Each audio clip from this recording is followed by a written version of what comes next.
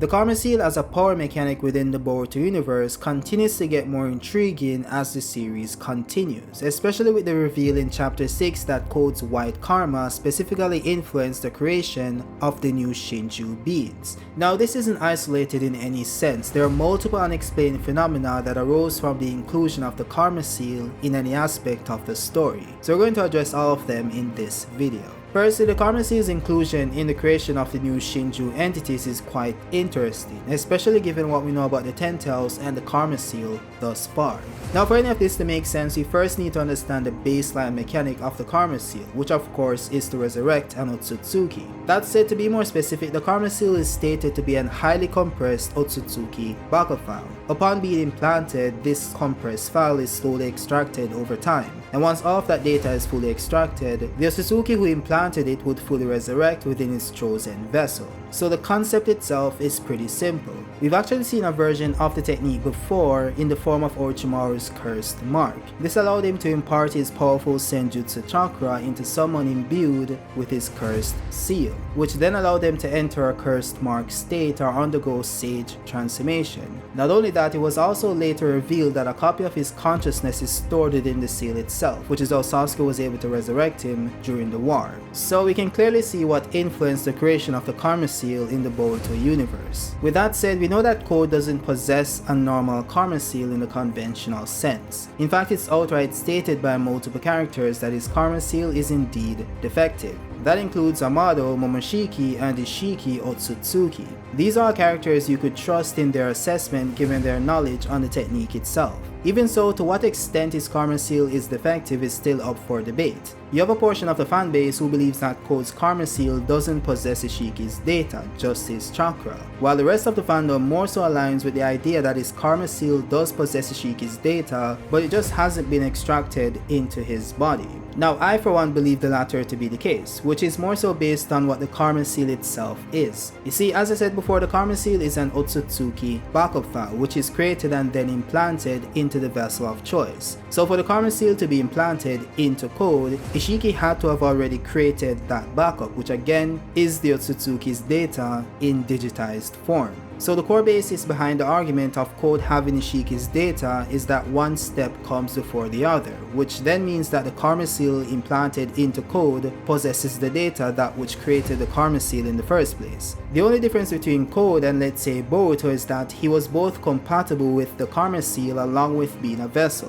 which simply means that the Karma Seal was able to extract itself within Boruto's body, thus making him genetically an Otsutsuki. Code, on the other hand, was only able to draw on the powers stored within the Karma Seal, which includes both Ishiki's data and chakra, but Code himself cannot become Otsutsuki. Now, the reason why this is important to understand is because it bleeds over into the creation of the Shinju entities. If these guys were created due to what Code did to the Ten Tails, we need to understand what Code did to the Ten Tails, which is quite fascinating. You see, this all started with Code creating the claw grinds by squeezing the Ten Tails using his claw marks, the same marks that are now shown to be part of the Ten Tails, the claw grinds, and now the Shinjus. Now this part is very interesting since Code stated that his claw marks are created using the iron from his blood and his chakra, which then implies that what created the Shinju wasn't the Karma Seal, it was Code's claw marks. This distinction is very important since Code is able to use his claw marks absent of the Karma Seal being active. In fact, when he initially created the claw grinds, the Karma Seal wasn't active at that time.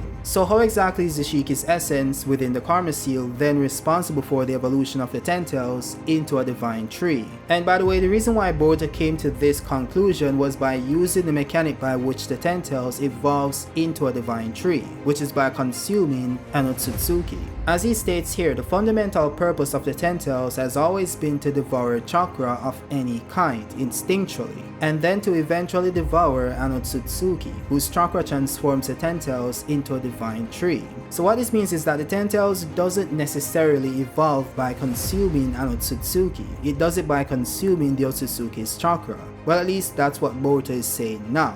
The issue is that if this was true, you wouldn't necessarily need to sacrifice an Otsutsuki to the Ten Tails for this to happen, as stated by Amado. You just need to feed it chakra. With that aside, we also have the case of Jigen, who wouldn't have needed to delay cultivating the god tree because his vessel wasn't ready, since he could just feed some of his chakra to the Ten-Tails for it to evolve into a divine tree. So that then begs the question, is it the chakra of the Otsutsuki that transforms the Ten-Tails into the divine tree as stated by Boruto, or is it both the chakra and the DNA of the Otsutsuki? Now the reason why this is very important to the karma seal is that if Ishiki's essence within Code's karma is what triggered the evolution of the Ten-Tails, does this then mean that while Code hasn't been overwritten by Ishiki's data, his chakra signature and genetic structure has been altered to some degree? Now this might seem a bit outlandish to some, but we've seen this case happen before, such as Naruto having the whiskers of the Nine-Tails or the Golden Brothers developing these features after consuming the stomach wall of the Nine-Tails, the same Nine-Tails who's just pure chakra.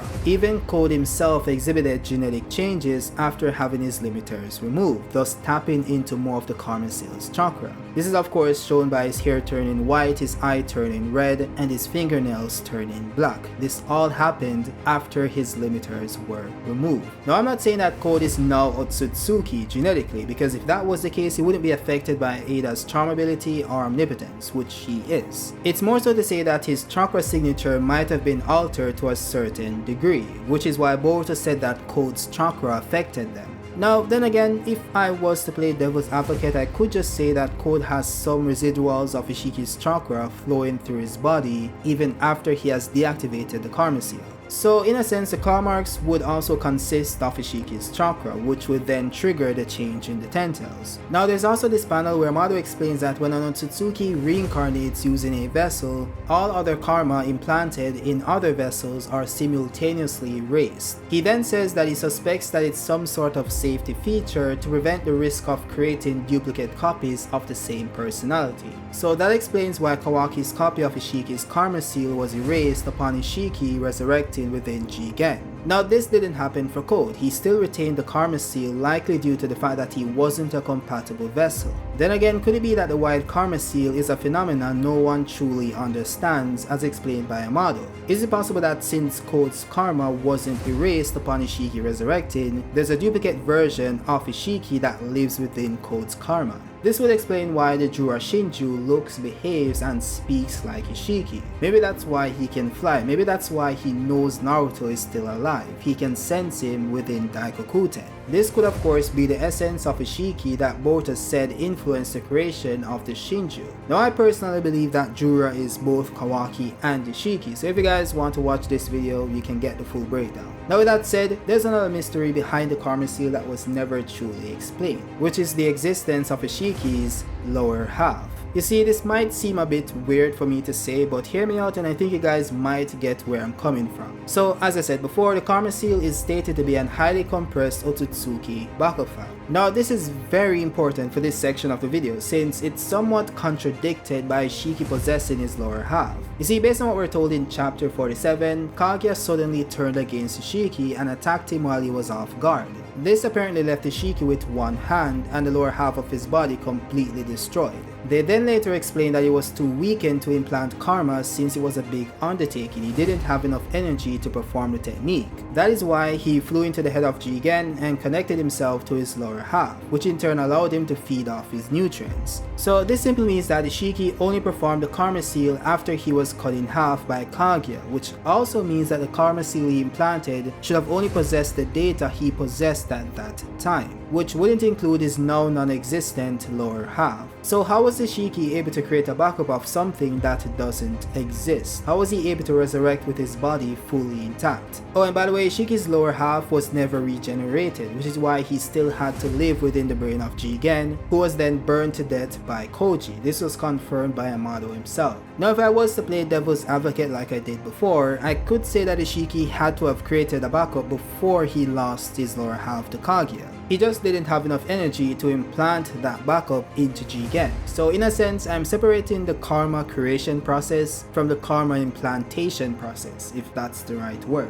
Which again is me playing devil's advocate, as this was not explained in the manga. With that said, you also have the issue of Momoshiki being seemingly able to implant his karma seal into Boruto post literally turning into dust, per the manga continuity. If this was possible, why didn't Ishiki do the same thing to Kawaki? Why didn't Oroshiki do the same thing to Naruto? The only way this makes sense is if Momoshiki implanted the Karma Seal before they clashed the Rasengans, which doesn't really make sense given the internal dialogue. This wasn't someone planning or expecting to lose to Boruto, so why would he? Now, I guess you could also say that he was maybe able to do it through some chakra connection, will of fire, jumbo mumbo stuff mechanic while the Rasengans collided, It's definitely far-fetched, but this video is literally about the mystery of the Karma, so it's par for the course. Now, the next mystery of the Karma Seal goes back to the basic function of the Karma Seal itself, which would be to Otsutsukify the vessel's body. However, the issue is that while the Karma Seal does change a vessel's DNA to that of the Otsutsuki, it doesn't change their physical appearance in any way. Now, this shouldn't technically be possible since your DNA is what controls what you look like. Now, I did cover this in a prior video. If you guys watched it, then you don't need to watch this portion, but I'm including it here because it somewhat applies to the situation or context of the video itself, which is the mystery of the Karma Seal. To prove that this is indeed the case, I did my research on the subject, which brought me to the Penn State Center of Nanoscale Science, which says that DNA contains all of the information needed to build your body. This determines your eye color, hair color, your height, and even the size of your nose. The DNA in your cells is responsible for these physical attributes. So suffice to say that if your genetic data, which is your DNA, is overwritten by the DNA of another species, you should take on the physical attributes of that species. By the way, the writers of Boruto agree with this notion to some extent, but for some reason they later contradicted themselves. You see, as I've explained a few times on this channel, the Karma Seal is stated to be an highly compressed Otsutsuki backfile. Once that file is implanted into a prospective vessel, the compressed data slowly extracts over time, and once all of that data is fully extracted, the Otsutsuki will fully resurrect within that body and the person will cease to exist. Now, the key thing to note here is that it says that Boruto's body will be overwritten by Momoshiki's data. Not only that, it specifies that this only happens when all of the data is fully extracted. So what this means is that Boruto's data should remain unchanged until the moment the Karma Seal is fully extracted and Momoshiki chooses to resurrect. However, this was later contradicted multiple times in the story. First by Shiki stating that Boruto's Otsutsukification has progressed further than he expected and that it was already 80% complete. This shouldn't be the case since it was stated prior that the Karma Seal only extracts the data slowly over time and it doesn't Otsutsukify the body, which means to overwrite Boruto's DNA, until the Karma Seal's data is fully extracted. So since Karma has only extracted 80% of Momoshiki's data, why has the Otsutsukification progress already begun? Now, if you think Ishiki misspoke, that simply isn't the case, because as I said before, this was contradicted multiple times. The second time this happened was when Momoshiki took possession of Boruto's body after the battle with Ishiki. He first said that Kawaki's extraction seems to have progressed quite far, then later said that it was just like with Boruto. The progress was about 80% complete. Kawaki's body is almost wholly Otsutsuki at this point. So for one, Momoshiki speaks of the extraction and Otsutsukification progress as if they are the same thing, by concluding that Kawaki's body is almost wholly Otsutsuki, which means to be 100% because 80% of the data was extracted. Now, this directly contradicts how Amado explained the process earlier on, which is that the compressed data slowly extracts over time, and when all of that data is fully extracted, Boruto's body will then be overwritten by Momoshiki's data and Boruto himself will cease to exist. So the entire thing doesn't make sense, since Boruto should remain 100% human until the karma is fully extracted, which then leads to him being overwritten. By the way, this isn't specific to Boruto, since this was the same for Kawaki and even Jigen, who was confirmed to be 100% Otsutsuki even though Ishiki never chose to resurrect, thus not overwriting Jigen's DNA. This means that the Otsutsuki data should just exist within the body until the Otsutsuki chooses to resurrect, and that should then trigger the process of overwriting the vessel's DNA. Now I'm sure some of you guys are probably saying that Amado doesn't know more about the karma seal than an actual Otsutsuki, so Amado was just wrong. And while that is probably true, the funny thing is that Amado's explanation of how karma works makes more sense, while the Otsutsuki's explanation introduces a plot hole or logical inconsistency. You see, as I said before, DNA consists of all information needed to build your body. This determines things such as your eye color, hair color, your height, and even the size of your nose. The DNA in your cells is responsible for these physical attributes. So if we go by the Otsutsuki's explanation of how karma works, this means that Boruto, who is now 100% pure Otsutsuki, should now only possess Otsutsuki genetics. This confirms that he is no longer human. The DNA that made him look the way he did before has now been overwritten with that of another species. Now there is one argument that some people will use, which is that when Momoshiki revived Boruto, he transformed his remaining 18% of data in karma into Boruto's DNA, so that's why Boruto's physical appearance didn't change. However, what's also stated is that rewritten or not, the data started off as Otsutsuki data originally, so there's no change in that. In fact, Boruto is now 100% pure Otsutsuki. So all this is saying is that Boruto's genetic structure was indeed completely rewritten to that of another species, but it's somehow still his data at the same time, at least 18% of it. So Boruto should still resemble an Otsutsuki since he's 100% Otsutsuki, he's no longer human. Now let's say I did grant this argument, right? Let's say Momoshiki, by changing his data into Boruto's data, allowed him to retain his genetic trait that controls his appearance, even though he's still 100% Otsutsuki, not a human in any way. What would be the explanation for Jigen? Jigen is confirmed to be 100% Otsutsuki. In fact, Jigen is 100% Ishiki Otsutsuki, which is why Ishiki was able to resurrect using Jigen's body. So it isn't the case that Ishiki transformed a percentage of his data into Jigen's data, which allowed Jigen to keep his human characteristics. If that had happened, he wouldn't have been able to resurrect in Jigen, similar to the situation with Momoshiki. So Jigen's very existence directly contradicts that logic. Now, to be honest, we didn't really need anything else to prove this point, but I decided to enlist our trusty friend ChatGPT, which confirmed that if we assume that it's currently possible to completely overwrite an individual's DNA, it is highly likely that their appearance would significantly change. This assumption is based on the fundamental role that DNA plays in determining an individual's physical characteristics. DNA contains the instructions for the synthesis of proteins, and these proteins influence various aspects of a person's appearance, including their facial features, skin color, hair color and texture, eye color, height, and even the body shape. So if a person's DNA were completely replaced with different genetic information, it would stand to reason that these genetic instructions would lead to the production of different proteins and consequently different physical traits. As a result, the individual's appearance would be expected to change in alignment with the newly introduced DNA. Now it also says that the extent and specifics of these changes would depend on the nature of the replacement DNA. The new DNA would of course define the individual's genetic makeup and in turn their appearance, so the exact changes would vary based on the content of the replacement DNA. What it means by this is that if you were to replace John's DNA with that of John's parent or sibling, the extent to which his appearance changes would be significantly less, in comparison to replacing his DNA with that of a Martian's or an animal, which makes perfect sense. This is why Amado's explanation of karma makes more sense than what was explained by Shiki or Momoshiki. In his version, the karma seal doesn't change the vessel's DNA upon extraction. The vessel remains 100% human until the karma is fully extracted and the Otsutsuki chooses to resurrect, thus overwriting the vessel's DNA. In some sense, it would be similar to viruses that lay dormant within the body before one day deciding to attack the surrounding cells,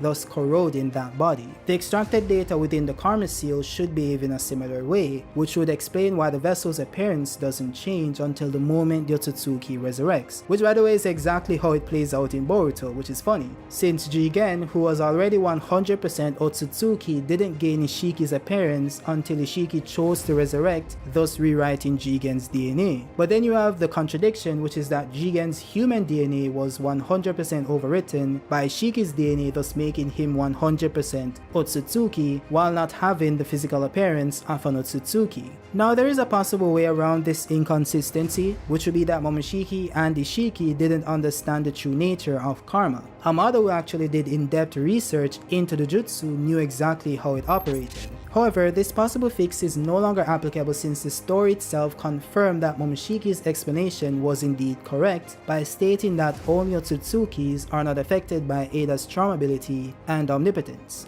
So Boruto and Kawaki not being affected proves that they have been overwritten. Although you could say that the data just existing in their bodies is enough to classify them as Otsutsuki. So I guess this possible loophole still stands to some extent, but let's be real here guys, the writers will never revisit this and this is likely just a plot inconsistency or a possible plot hole, or maybe they're the same thing. Now there's also the possibility that genetics doesn't operate in the same way in the Boruto universe as it does in real life. Like shocker, right? Boruto is a fictional universe. Maybe your appearance is tied to your spiritual energy and not your DNA. So when you cease to exist is when your body actually changes. The funny thing is that there is precedent for this in Naruto, which would be the living corpse reincarnation technique. This allows Orochimaru to transfer his soul to someone else's body, thus making it his own. And as we've seen in the case of White Zetsu, Orochimaru was able to transform into his original body immediately upon entry. Now you could argue against this point by saying that Orochimaru's true form, which is the giant white snake, is also physical material since you can interact with it physically.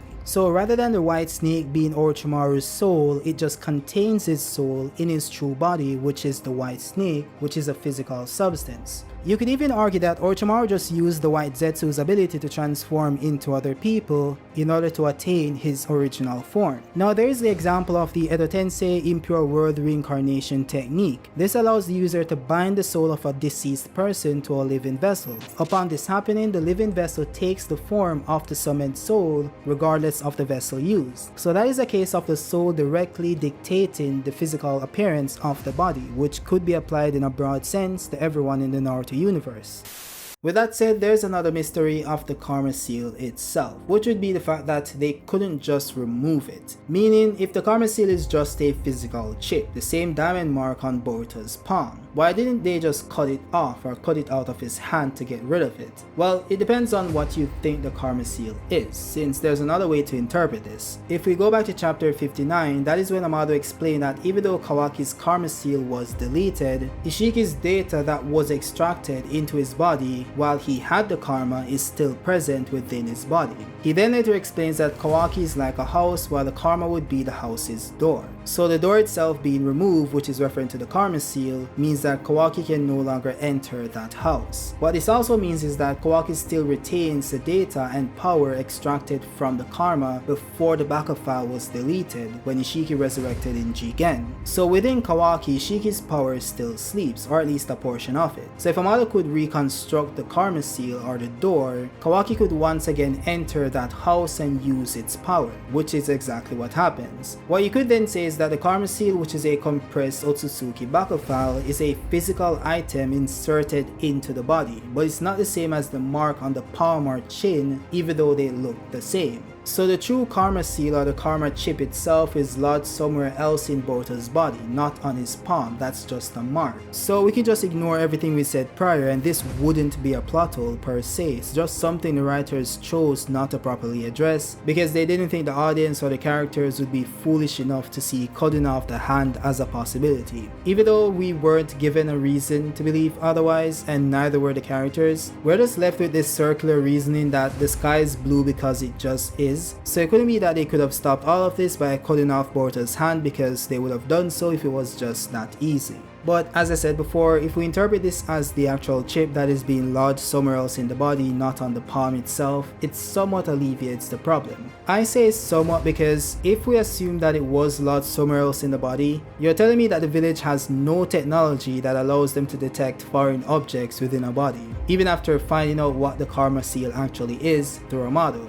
Like, no one tried to locate the file itself to remove it before it finished extracting, you know. Sasuke didn't even use his Sharingan, which allowed him to literally see things at a cellular level back in early Shippuden, right? He could have used that to scan Boruto's body, but then again, it could be that they did do it, but it was done off screen, so you know, who knows. All I'm saying is that they could have provided more clarity on the matter instead of letting us wonder if a character thought about trying something, or if they did it and it didn't work. At least tell us that it didn't and why, you know. And if the physical karma seal shown dissolving in the body isn't the same as the one on the palm, they should have designed them differently, or just outright stated that they're not the same things, you know, just to avoid confusion. Even so, that's the fun part of having mysteries at the end of the day, okay? If they explained every single thing in this universe, I wouldn't have been able to make this video and argue with you guys about it in the comments. Speaking of comments, drop your comments down below. What do you guys think about these mysteries of the karma seals? I'm 100% certain that most of you guys will have some answers, some explanation. Of course, we're gonna argue about it in the comment section, as I said a few minutes ago, or maybe a minute ago. So let me know in the comment section, you know, what do you guys think about, you know, the karma seal resurrecting Ishiki's lower half when it shouldn't exist?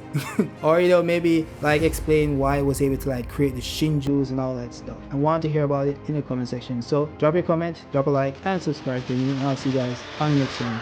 Peace out.